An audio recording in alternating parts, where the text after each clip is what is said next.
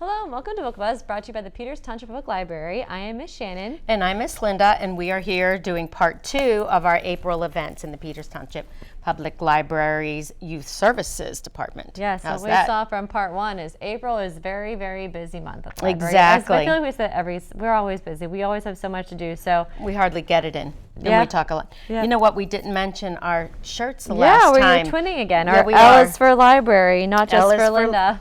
That's right. L is for library. Yeah, I like these shirts. Yeah, Kind they're of fun. fun. Yeah, every now and then we have, our fun little, Matching shirts. Yeah, librarian type things. Or library wear. Yeah, library wear. That's a good way to put it. So let's start off with Miss Linda's little book bits. Buzz. Buzz bits. bits. Yeah, Buzzer I bits. thought book buzz bits would be too I like hard the to say. alliteration. Yeah. All right. So, So book anyway, buzz bits. just information that I think is Sounds interesting. important to Miss Linda. It sounds important to me, so you're going to hear it.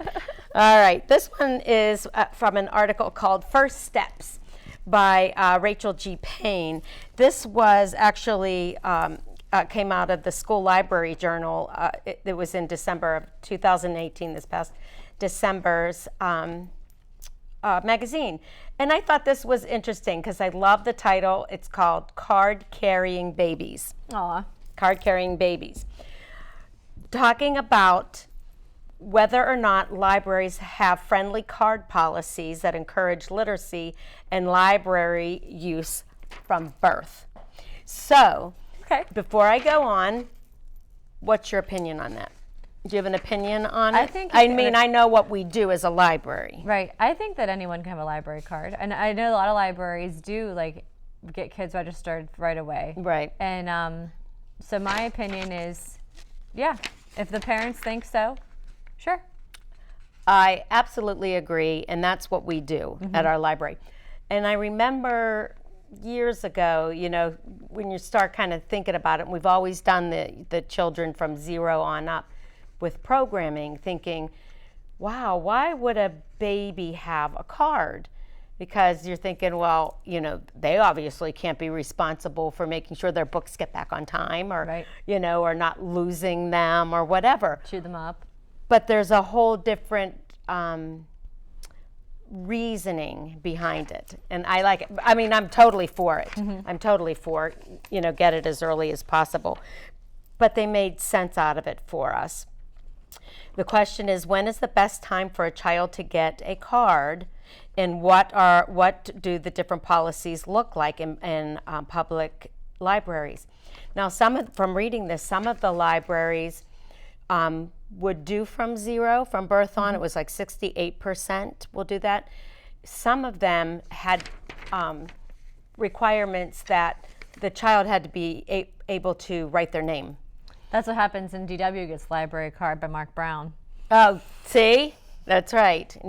Was he denied a card? DW, his sister. She's Yeah, our I mean, was sister. she denied a card? Yeah. She couldn't spell her name, which is actually DW is like Dolores Winifred or something like Yeah. that. So that's yeah. why she goes by DW, and they weren't gonna. The librarian was not accepting DW. Right. Well, on here they said, well, this article is saying, okay, those are policies which they give valid reasons for not having it that way. Number one, children learn to write at different ages. Yeah. So this child could be writing his name at, say, 3. He can have a card, and this one maybe 4 and still working on it. You know what I Right, mean? right. It kind of... Right. So the other ideas, too, were of not being rigid, and the biggest thing, they said getting a library card, I love this, is a rite of passage for young children. And so we like them, to get them and become aware and excited about getting it. Now, obviously, a baby's not going to, but they're saying what better way to promote literacy than getting the baby a card right away, Right. and always as they get older using it, and then they start understanding, and it just builds on that. So that literacy was important from the very beginning. Right. And then I like this. This is a very, very practical, okay? A very practical reason. And this, I've seen this happen. It says flexible card policies can be inclusive in ways that are not as obvious. Many young kids spend their days with nannies and caregivers. If children have cards, caregivers don't have to check out materials using theirs. Right. And may be more likely to borrow books to read, with the children. And I get that because we have them that come in and they have their own, and a lot of them will use their own. But with that, they accept the risk of, they're just babysitting. The cards can get lost, the books can get, the books get lost and destroyed and everything, and it's on their card. Right. So I think that's another really great reason. And I agree. If they did that, they would probably check out more because they wouldn't have to worry and have that pressure instead of going like, okay, 2 things, because that we, if they were doing it on their own card, then whatever. Yeah. So I liked I agree. it. I think So, it's great. and they just really ends really cute. It said the library is one of the first institutions where a young child can participate as a card carrying member. Yeah. Isn't that cool? True. Right up there with American Express, right? Card carrying member, like those commercials. Right. That's So, true. all Most right, from places, babies on, we already do it. So we, Yeah. That's awesome. but there's good reasons to get out and get your baby a library card. Or anyone. Well, yeah, Everybody. of course, anyone. Yeah. But feel free to start it young. Start it young. Yes. Yeah. For All right. sure. If you know the name, you're pregnant, you know the child's name, would that count? I mean, I wouldn't stop it. Right out of, all right, right from the get-go. Take a picture of the baby in the hospital with their library card. Yep. They're ready to go. Okay, that's funny. Hashtag Okay, book babies. I like it. Okay. All right. So tell us about your Tween book club selection this month. Oh, are you passing yours? Yeah, you didn't flip your Oh, page. I didn't flip my page. Oh, you switched it. Okay, and I thought I was on the right page. Boy, You're I'm fine. coming up really soon. Yeah, I like, this is interesting book. It's called Kite Fighters by Linda Sue Park, and it's a story about 2 brothers that in the Chinese tradition, they're kite fighters. But as tradition, like it's the job of the oldest son to always represent the family.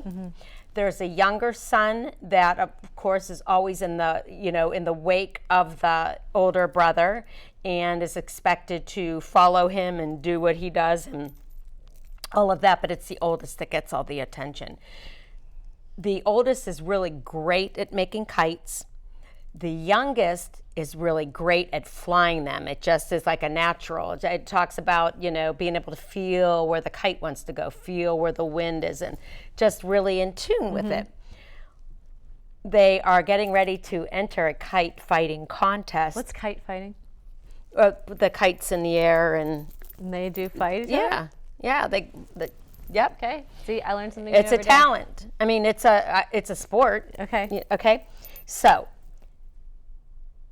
the youngest one is really good at the kite fighting, but he can't enter it because it has to be the older brother to represent the family. But the older brother isn't good at it, but he's good at making them. So there's, they're both trying to find themselves and work it out that both can, I guess, get through it. Like the younger one, find out where he is in the family and what his position is, and the older one, and because there's such tradition. Yeah. So I'm not going to do spoiler alert to tell you what happens, but That yeah, sounds like a kite good one. fighting. Yeah. Who I didn't knew? really know about kite fighting, so that's some culture I wasn't really aware of. So there we go. cool. I think it's cool. I think so too. Yeah, nice. And you know what? Really fast read. Quick read. Yeah. All right, so be there. When it is on Monday, April 15th, 4 o'clock. Tweens, come on over. I'll always have a snack for you. Walk over from McMurray or the middle school. have a snack, discuss kite fighters. Yeah, that sounds like a good one All right. too. Mm-hmm. And then the day before that, we have on the 14th our Bio Blitz, which I talked about last episode too, but I'll refresh real quick for those of you that maybe didn't catch that one. We are partnering with the Rec Center as part of our Backyard Wilderness grant to do this big Bio Blitz event where we're going to be going out actually on the trail and looking for different plants and insects and creatures and things, and actually learning more about them and where else they originate in the world or in our country. And doing a neat bio blitz of like recording, making like scientific recordings of all these different creatures and plants and things. It's for all ages, so it's a great way to expose little ones to nature and learn some neat science skills. But we encourage families to all participate together as a family. So it's going to be 2 p.m. at the Rec Center. Although it's being held at the Rec Center, please contact the library to sign up. Do not contact the Rec Center to sign up because the library is the host of this program. We're just using their space. We are working with them too. We're going to be doing some planning meetings with them beforehand. All good. So it should be a lot of fun. So that's the 14th, 2 o'clock on a Sunday. No, rain or shine, we're still going to do it. Okay, true. Oh, I'm glad you said that. Yeah. So. Yeah, we have to do it. So if it's raining, we're still going to be out there. All right. I'll bring the umbrella. Yeah. All right, just in case. Hey, we have umbrellas we could loan Yeah, out. it's true. Chess. We're going to talk about chess, and I have something really interesting to tell you with some librarian research that I did. I can't wait to hear I know you can't wait. So, Mr. Pete, who runs our chess club, they meet once a month, all ages, and you can learn how to play chess for free from a champion. The guy has been a champion. Not only is he a champion chess player, great at teaching, and just an all-round great guy. Yeah, the kids love him. He's great. He is. He's so nice, and he generously, like so many great people at the library, gives of his time. He just donates his time to be with the kids once a month. So that is the April 16th, which is Tuesday night at 6:30. But I want to show you something. And if you want your child to learn how, and after I tell you something, you're going to want them to learn how to play chess, okay? I brought some of the videos. Learn chess in 30 minutes. We have a half hour. I mean, I used to know how to play chess. I was never good at it. I don't know that I would remember much about it now, so maybe the refresher would be great. This one, chess, another video, chess for kids. So you've got these, all right? And then, of course, we've got the books, lots and lots of books for chess and strategies of chess. Now, Mr. Pete told me, I think the last time he was here, or he had stopped in and we were chatting, and he said there are some kids in the chess program and that have been in the chess that he's met that were really good. And he said this one child in particular, he talked to the father and said, listen, because he will tutor kids to play chess. That's outside of the library. That's his thing and his business. But he told the father, he said, your son is so good. He needs to pursue this. And he said, there's a lot of money to be made in chess. I was going to yawn. I was stifling a yawn. And I was like, listening. He was telling me this, and I'm like, really? They show it like on ESPN and stuff. Yeah. And I recently I caught something where I was like, oh my gosh, they're playing chess. And there's like a fast version. And the whole idea is to do this chess game as fast as you can. And I just want to just tell you something. Okay, because I might need to learn chess because of this. They said, they talk about this one winner in 2018, Magnus Carlsen, okay? Oh yeah, Magnus. Yeah. Before, in 2017, it was, okay, I can't pronounce the name. But anyway, this Magnus Carlsen was born in Norway in 1990. So he's probably about... Younger than I am. Huh? He's younger than me. Okay. Not even 30 yet. 29. Yeah, still young.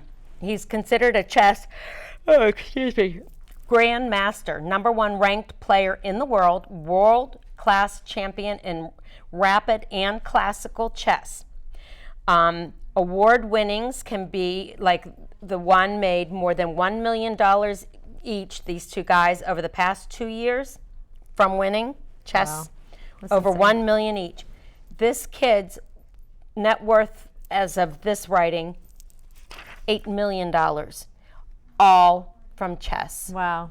Yeah. That's insane. So, imagine a board game. Like, that's having just crazy. making $1 million in like 2 years of playing chess. I Yeah. mean, but they are good, and that's Right. what they do.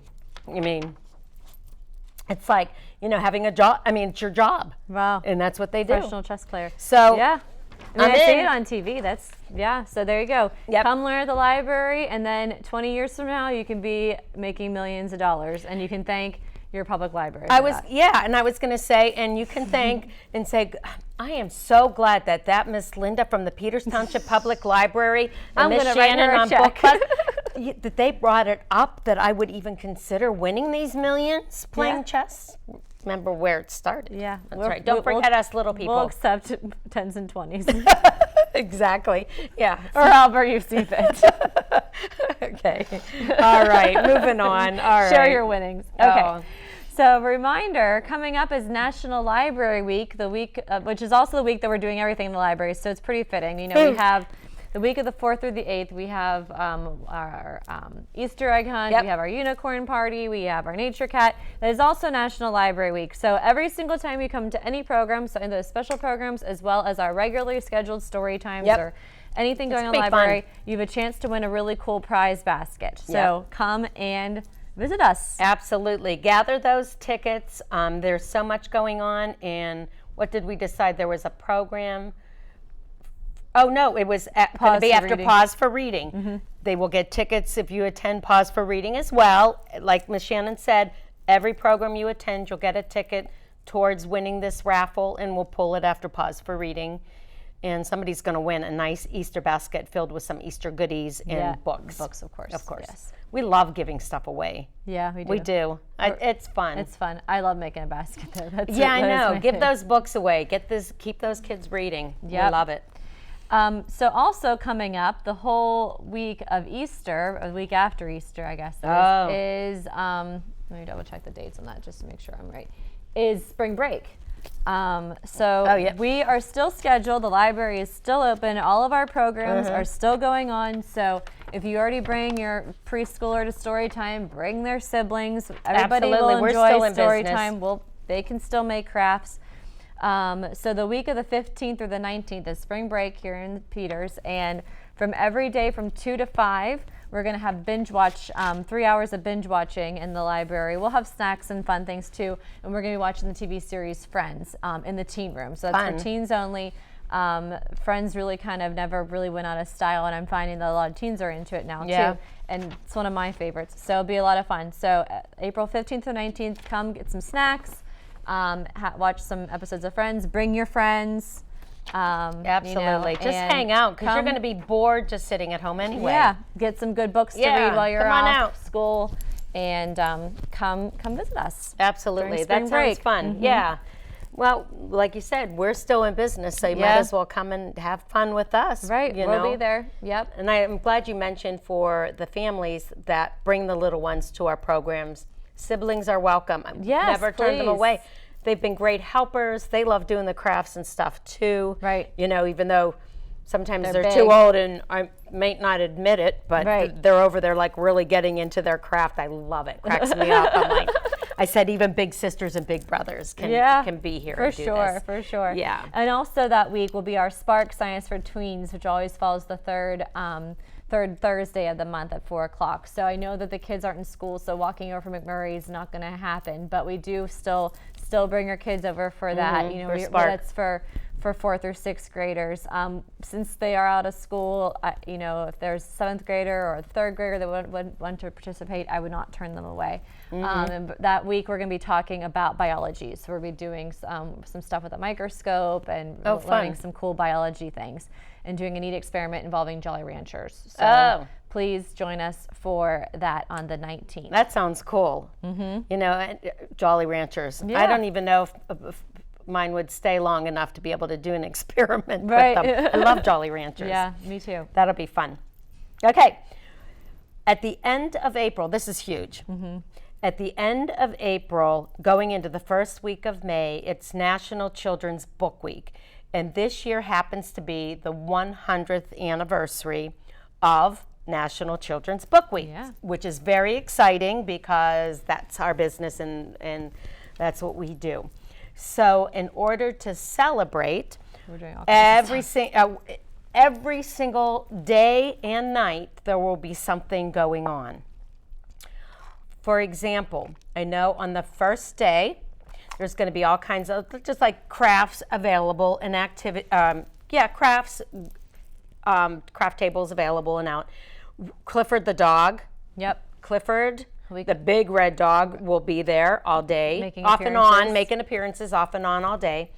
And then let me see. That night, was it that night? That night it's is the pancake.